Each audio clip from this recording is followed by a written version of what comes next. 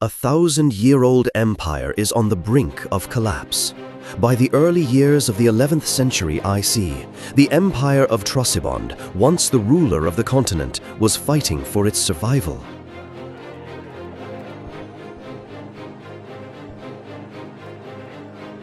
Rebellious kingdoms appeared one after another, carving away vast portions of imperial territory, while the Golden Throne continued to drown in corruption and decay. A child emperor, a greedy regent, the rebel kings,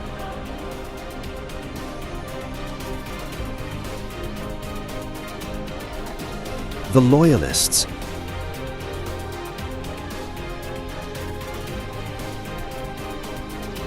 each was players in the game that would decide the true master of Sergia.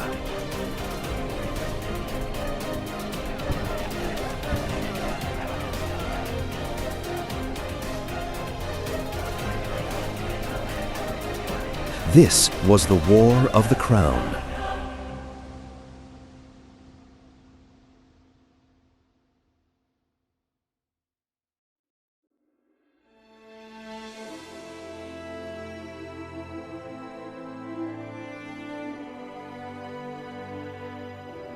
At the center of the continent, two loyalist factions came onto the stage as one of the most prominent defenders of the throne.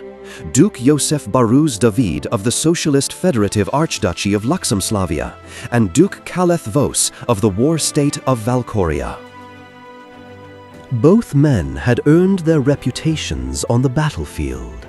Josef had liberated Dukia Luxemska in 977 IC, crushed the Eastern Uprising in 979 IC, and previously commanded the 8th Legion during the attack of the 31st Ice Orc Horde.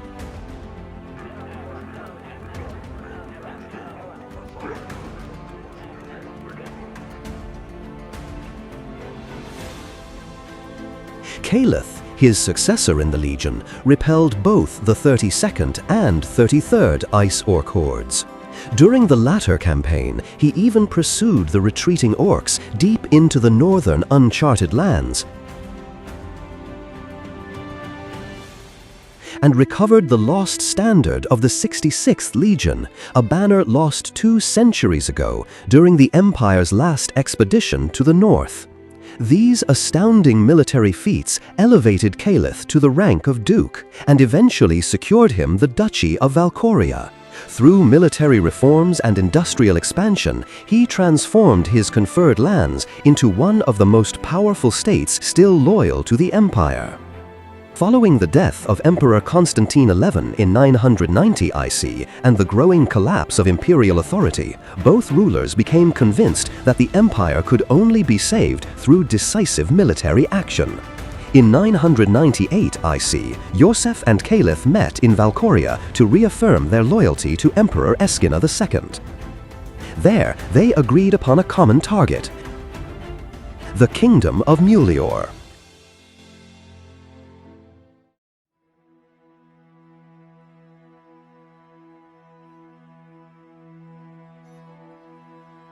Located within the Great Forest of Murior, the Kingdom of Murior was home to the High Elves, a people renowned for their mastery of magic and ancient lineage.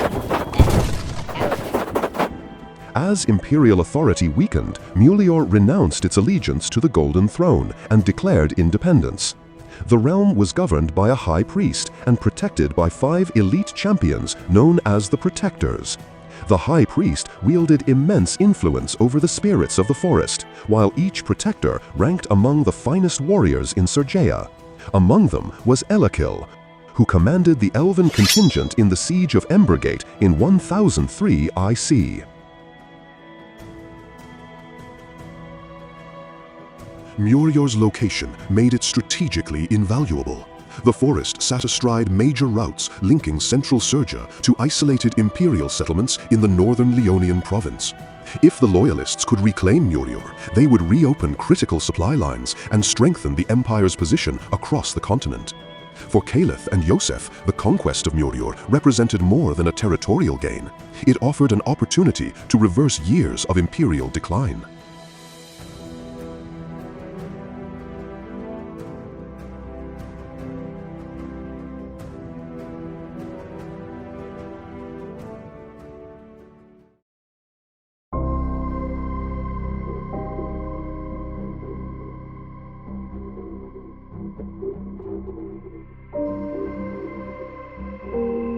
The Loyalists identified a crucial weakness in Murior's defenses. During winter, the High Priest's connection to the forest spirits weakened significantly, reducing one of the kingdom's greatest advantages. In the winter of 1003 IC, Valkyria and Luxemslavia jointly funded a major military expedition into Murior.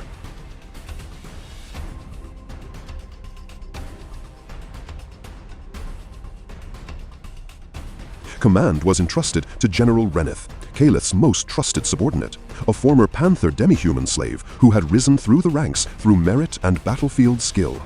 Murior responded by mobilizing their army. By the time the Imperial army reached Tiva, Murior's defenders had already taken position at the eastern entrance of the Great Forest.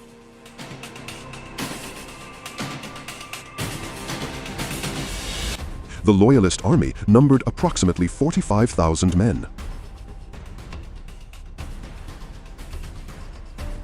At the front stood 12,000 infantry from Valkyria. Behind them were 25,000 Luxemslavian men-at-arms. At the backline were 8,000 Viperbanes, Valkyria's elite, skilled in the arts of poisoned archery. Opposing them were roughly 12,000 warriors of Murior. 5,000 elven golden spearmen formed a crescent-shaped line across the forest entrance, while 7,000 golden archers occupied positions behind them. Among the ranks stood the 5 protectors, Murior's finest warriors. As the battle began, waves of Imperial infantry advanced against the elven line.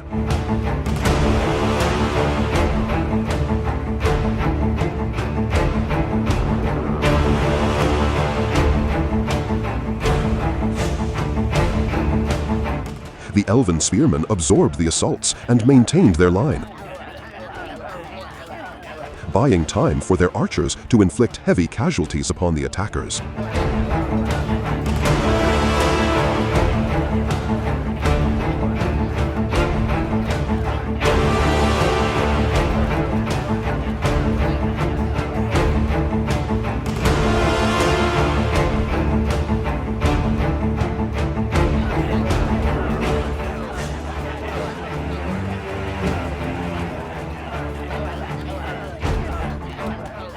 The decisive moment came when the 5 protectors entered the fighting. The elite champions overwhelmed the Imperial advance, cutting down hundreds of soldiers. During the height of the battle, Aelakil confronted General Reneth and beheaded him amid the chaos of the fighting. The death of the commander shattered Imperial coordination. Luxemslavia's men-at-arms were the first to flee.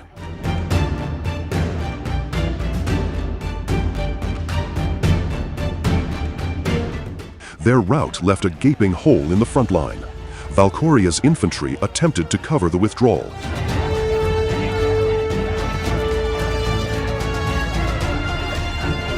But the collapse could not be reversed.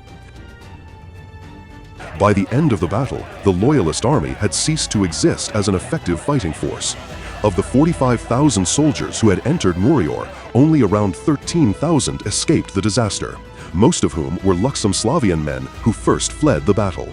The Battle of Tiva ended as one of the worst defeats suffered by the Imperial Loyalists during the Great War of the Crowns.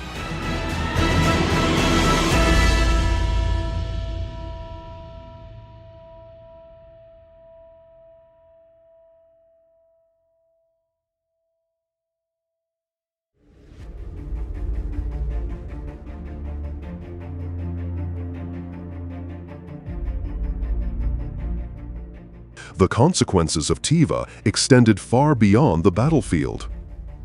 Yosef Baruz David had already suffered setbacks during earlier campaigns against Kushkran. The catastrophe in Murior further damaged his reputation and exposed the limits of his leadership. Age, military failure, and political pressure increasingly affected the once celebrated war hero. Convinced that further conflict with Murior would only bring additional disaster, Yosef pursued peace. In the spring of 1004 IC, he signed the Treaty of Luxemska, formally ending hostilities between Luxemslavia and the Kingdom of Murior. For Caliph Voss, the agreement was nothing short of a betrayal. He remained convinced that Murior's strategic position made its conquest essential to the empire's survival. Yet following the destruction of the invasion force, Valcoria lacked the strength for an immediate campaign. Unable to challenge the treaty directly, Caliph adopted a different approach. He began rebuilding his armies, expanding Valcoria's military industry in preparation for a future war. The next invasion of Murior, he vowed, would not be a joint expedition. It would be Valcoria's war alone.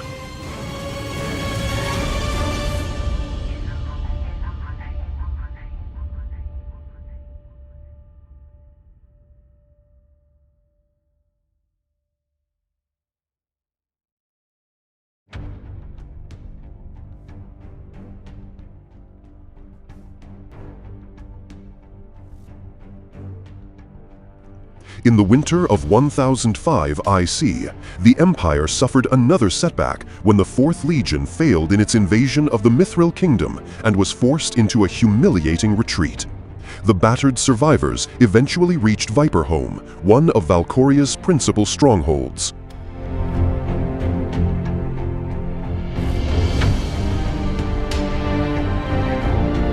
Recognizing an opportunity, Caliph emptied much of his treasury to recruit the remnants of the Legion into his own army. The addition of these battle-hardened veterans significantly strengthened Valcoria's military capabilities and brought the Duke one step closer to launching another invasion of Murior. Yet one problem remained unresolved. Despite his growing army, Caliph still lacked an answer to the 5 protectors whose intervention had decided the Battle of Tiva. It was during this period that an unexpected ally arrived in Valcoria. Glycia, the war saintess of the Imperial Church and former governor of Castle Sholasica, appeared before Caliph, accompanied by her Fellowship of the Virgin. 2 years earlier, Sholasica had fallen during the chaos of the Great War of the Crowns. Since then, Glycia and her followers had journeyed across the war-torn continent in an effort to reach the imperial capital. Upon witnessing the Duke's predicament, the Fellowship pledged its support for the coming campaign against Murior. For the first time ever, Caliph possessed warriors, beside himself, capable of matching the protectors in battle. With the addition of the Fellowship, preparations for a second invasion were complete.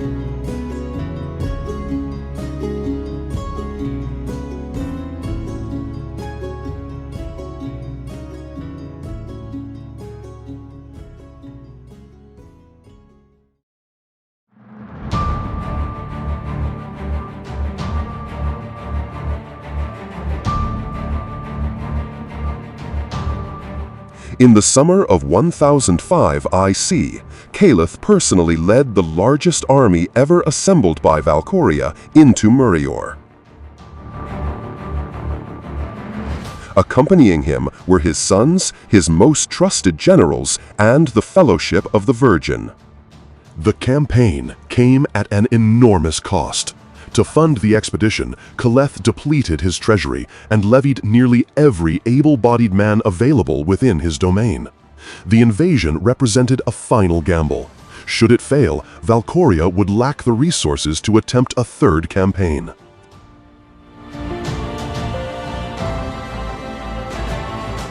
At Tiva, Caliph fielded approximately 65,000 troops.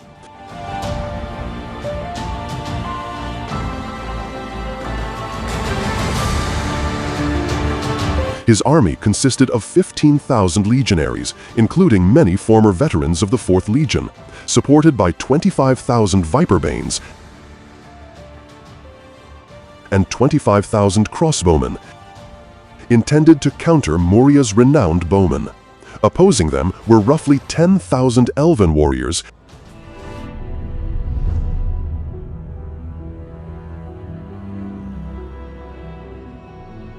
and 10,000 forest spirits summoned by the High Priest, whose power was restored during non-winter seasons. The battle lasted from dawn until dusk.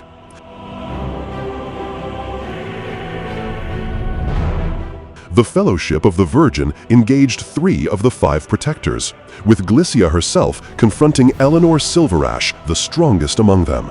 Caleth dueled another protector, while his sons and generals stalled the last protector, Elakhil. Elsewhere, Valkorian poisons launched by the Viperbanes melted and burned the forest spirits, while thousands of crossbowmen and Viperbanes held off the elven bowmen with their lives, acting as meat shields.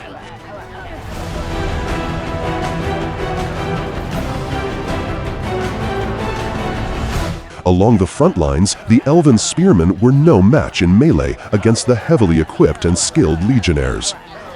Unlike the first Battle of Tiva, the Imperial army did not break. Caleth's presence inspired fierce loyalty among his soldiers, who continued advancing despite mounting casualties. By the end of the battle, Murior's army had been annihilated. The 5 protectors lay dead, and organized resistance within the forest had ceased. The victory, however, came at a terrible cost. Most of the Valkorian army had perished. Many of Caleth's most experienced generals and friends, along with his eldest son, were slain while fighting against Elakhil, who was finally brought down by the combined efforts of the Fellowship. Despite his personal losses, Caleth addressed his surviving soldiers and proclaimed the complete subjugation of the kingdom of Murior. The fall of Murior sent shockwaves across Sergia. A kingdom that had once defied imperial authority had been conquered by a single loyalist state.